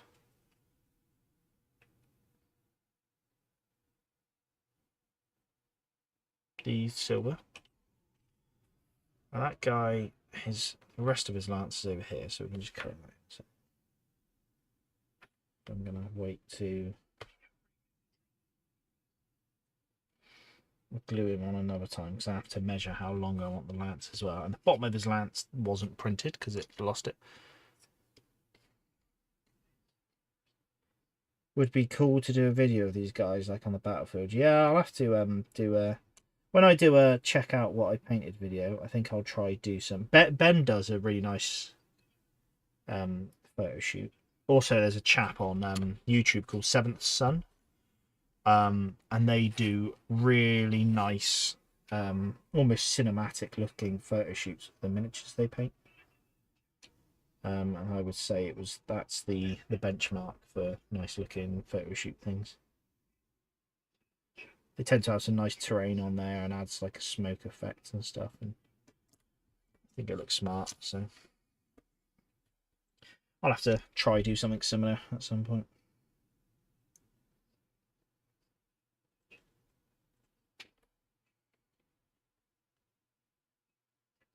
Problem is my table at the moment is set up for a war game. Has been for 12 months. That just means emptying it, which I don't want to do.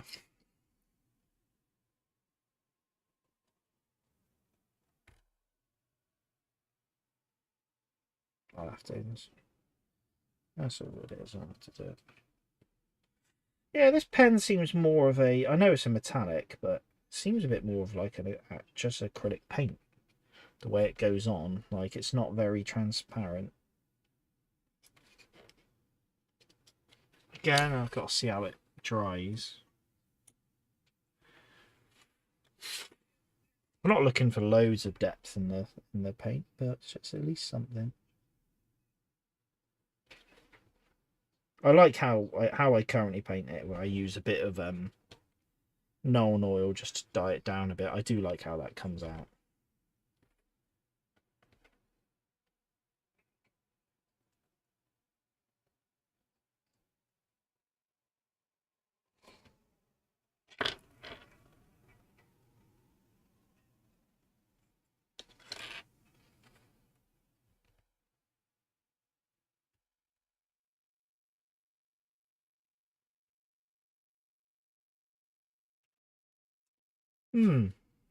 Yeah, it's good to use the pen.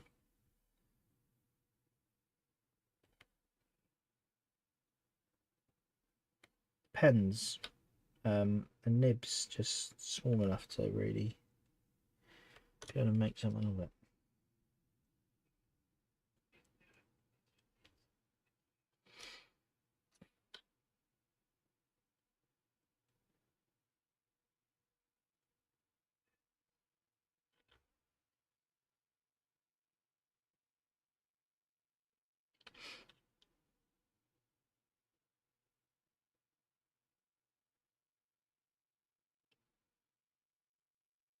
Painting his carbine as well.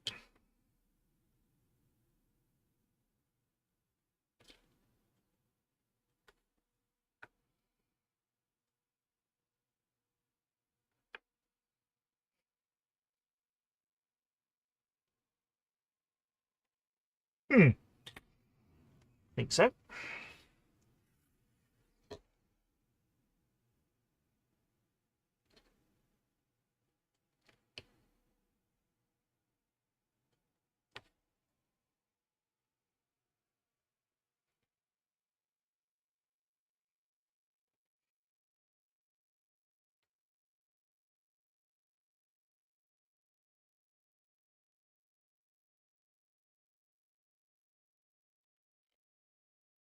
We'll probably paint the wood on these lances as well tonight.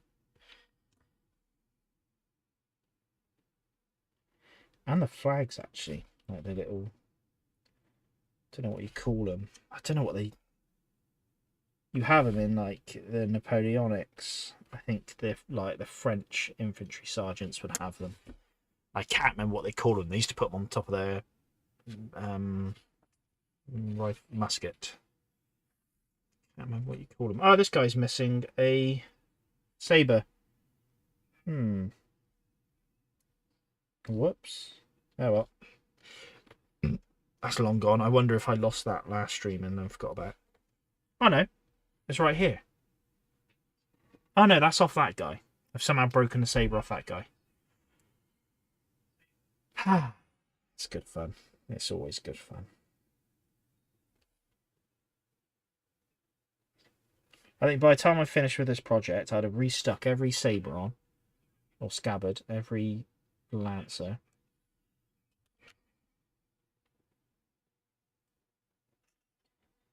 If anything, it makes them stronger for the future.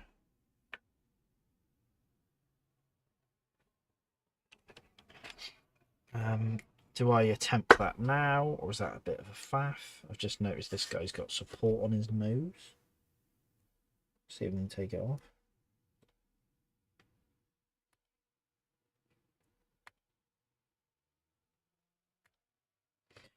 Cool.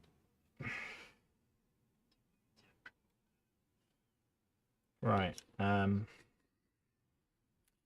see if we can just stick this on. Penance. Thank you, Tim. Thank you. That's what I was thinking of.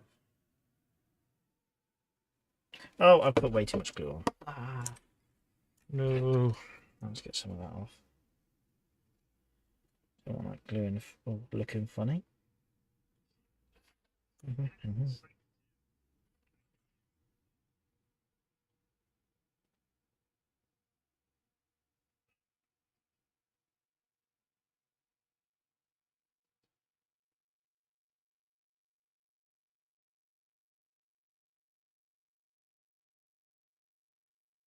again with these sculpts is super realistic looking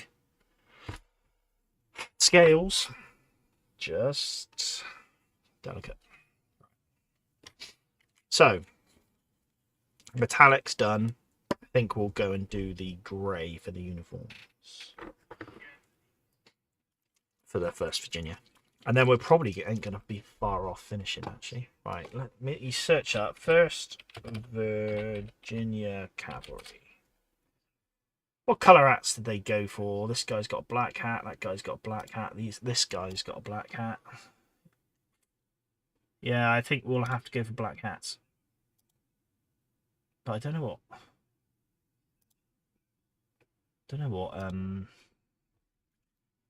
Yeah, we'll go black hats. That'll be fine.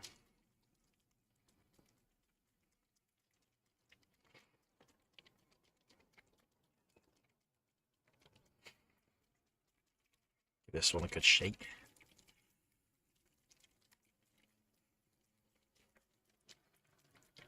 Yeah, I think I'll just do the whole thing grey, and then the black contrast over the top won't look so odd. It will work fine. And then I'll just have to figure out what the sash is on the cavalry. Oh, they do have yellow collars, apparently, according to this random. Oh no, maybe not.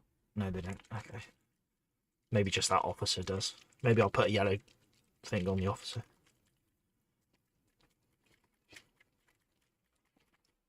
All right, that's good enough. Let's go. Let's paint the officer first.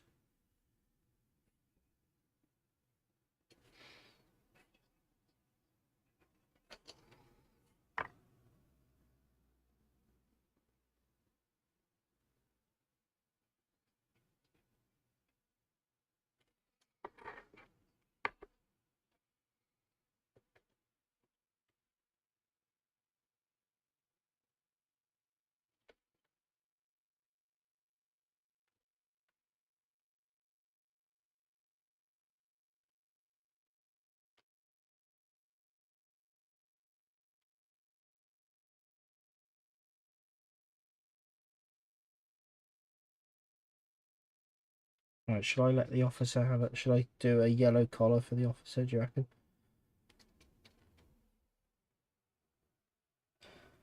Not sure how accurate it was, but it would look nice on the table. And I got a new yellow I want to try out, so let's do it. He does have some Austrian braiding on his sleeves, which I'll have to go in and do, but I'll do that with just some normal paints. I won't try any of the fancy contrasting ones.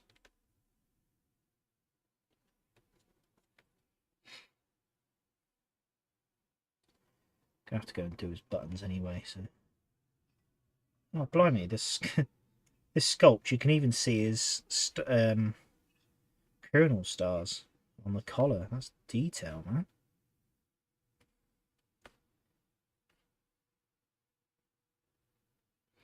Some real nice detail.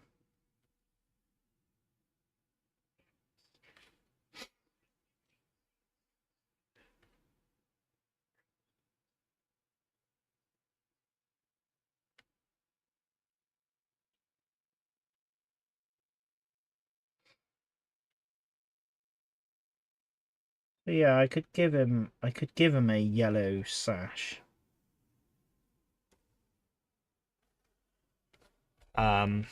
Yeah, don't know if I should. Oh, here we go. Here's a picture of her. Yeah, he's going to be yellow. Yellow collar, yellow sash. I like it. And then he's got...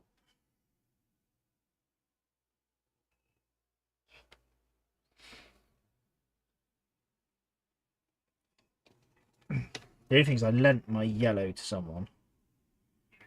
And I need to get it back. And I have actually bought another yellow today, but I'm not so sure on what it is. Not sure of the colour, if it will be good enough.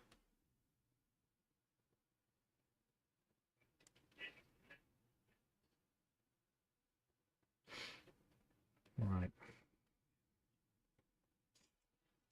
Let's paint in there.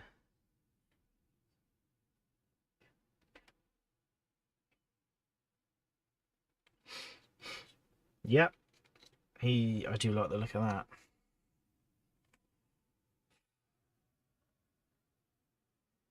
So I'll do black belt, yellow collar.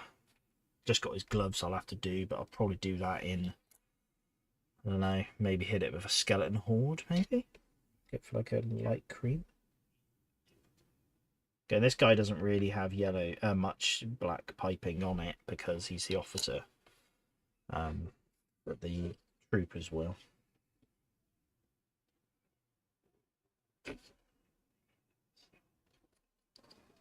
We'll do the troopers now, I think.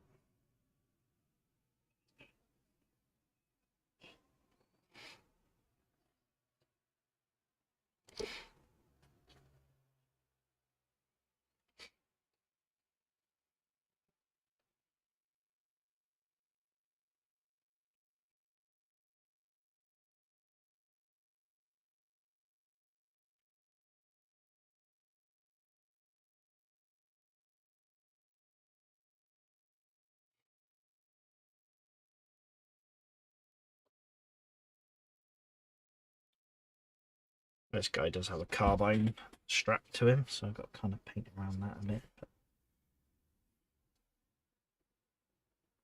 just because I'll be using contrast on that, I don't want to look up the yellow, the white too much. I think we're okay.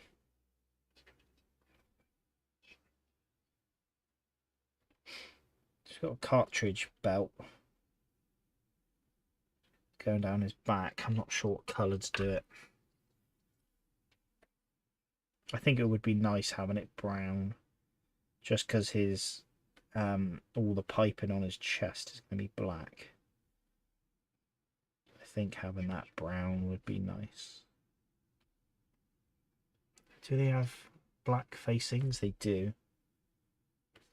So their collars and their cuffs would be black. Bear that in mind.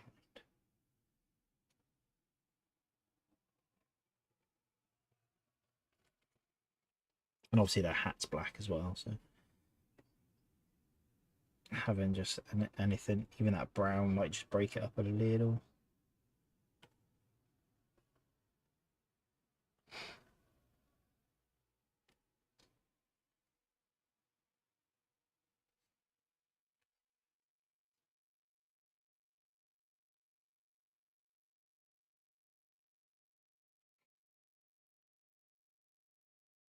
Painting the jacket facings might be awkward.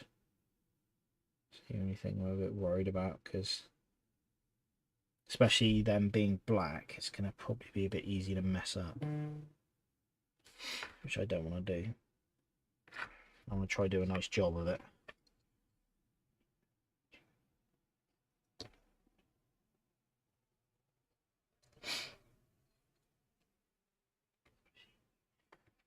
There you go. So that's one of the nice troopers. So he's almost there, to be honest. Black facing on the sleeves, brown belt, black hat, black collar, and then it's just a matter of the face and stuff, and then we're almost there. 5 minutes until home time. I can't believe it. Right, let's paint the bugler. Let's get him painted.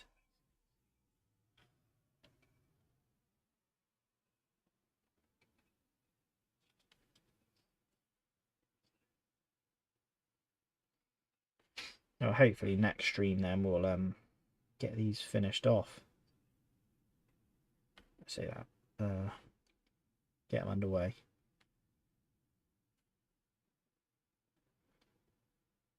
We have done a lot tonight, so I think, yeah, we could have at least one of the units done.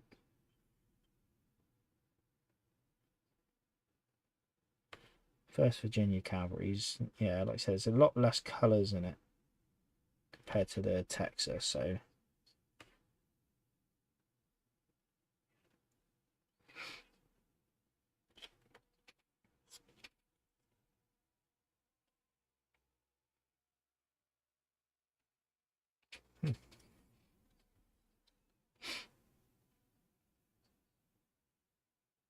It's just so easy using a good good brush. Blimey, it's flown by tonight, says Mark. Yeah, it has actually. It has. It's been enjoyable tonight, and I feel like I've really made some progress.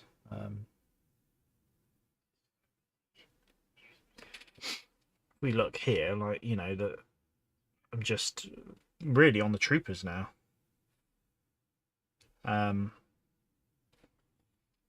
Yeah, they're not.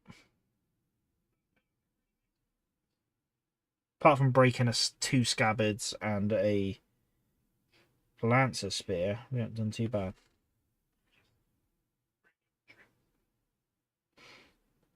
But yeah, we should be able to just truck on with this. And I say the 1st Virginia cavalry is a bit easy to do because they're quite uniform. Or well, I should say I'm painting them quite uniform. So I think the jackets might be a bit fiddly. Painting the chest with all the piping there, but I want it to look good, so I'm just gonna have to take my time. Just have to slow down on that bit and really take my time, because if I'm not careful, I'll lose patience and mess up.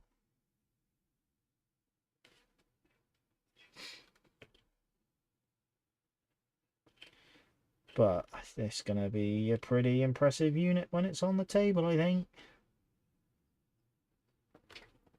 I'm really looking forward to getting those lancers on as well. I think they're... I'm not 100% sure what if I've seen many others people paint up Texas Lancers. I'm sure I must have at some point seen it, but yeah, it'd be nice to get them done.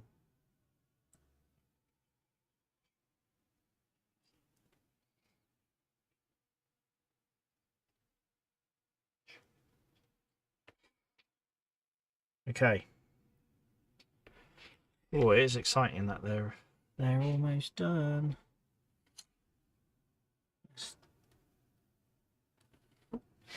So yeah, there's our 3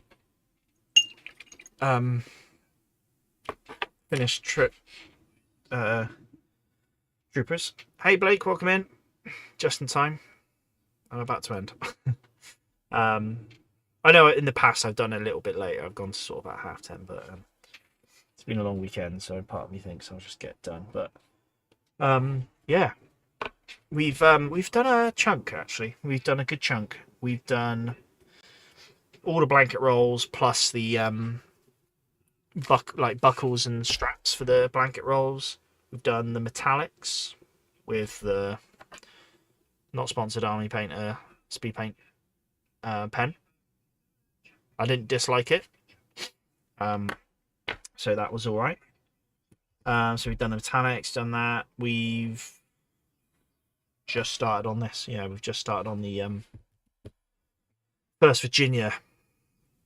So yeah, it'll be grey, and then not a million miles away. The VIP, the MVP of the night, I think, has to go to brownish decay. It's my new favourite colour.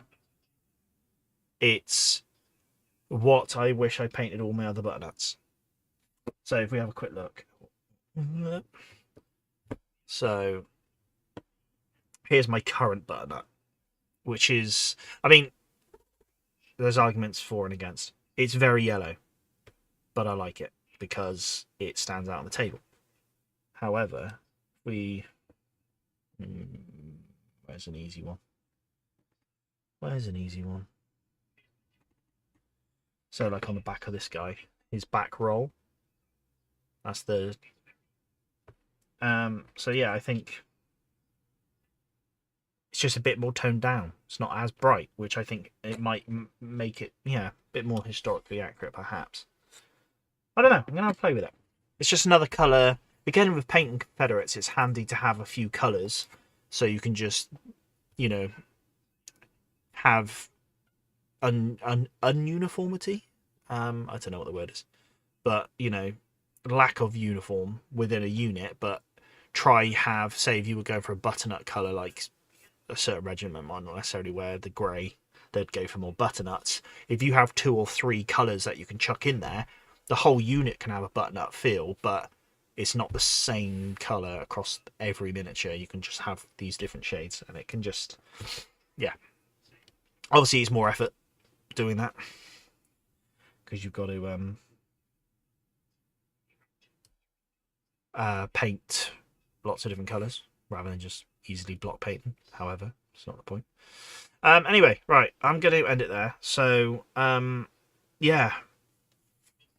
Part of me doesn't want to wait till next Sunday. I want to carry on. I've really enjoyed it. But I need to fix this broken spear. But yeah, we'll pick back up on next Sunday. And yeah, we'll hopefully just chug on with these guys. I need to get a brush on primer for him because I need to paint that, and then now that flagpole. So if I do a brush on primer, then sorted. Yeah, get the 1st Virginia probably done, hopefully, and we'll see where we're at with the Lancers. So yeah, hopefully we're 2 streams away from completion. And that depends if I do a bit in between streams, which I'm half tempted to, but I try to keep it all for the stream, so you guys are seeing exactly what's happening. Apart from the basing, I do that separately. But yeah, okay, right, well, I'm going to end it there. Thank you for everyone watching. Thank you for everyone who's checked out live. Tim, Blake right at the end, Benji, Mark, who else did we have? We had Raf jump in for a bit, Tony, John, and did we have someone else at the very start? No, I think that's it. So yeah, thanks for everyone jumping in the chat. If I've missed your name out, sorry. But thanks everyone jumping in, and we're going to pick back up Sunday. So yeah, thanks everyone watching this live. Anyone watching it on YouTube and you've got this far, fair play and thank you. Yeah, don't forget to sort of like and comment and stuff, and share it about anyway. You know, get some big numbers to the streams would be really cool. And if you want to go back and watch my old streams, and you can see what we've done previously with the artillery, and you can see what we've done on this cavalry so far. So thank you very much, everybody. Good night. Have the rest of, or an enjoyable rest of your Sunday, and a fantastic week ahead. Bye bye.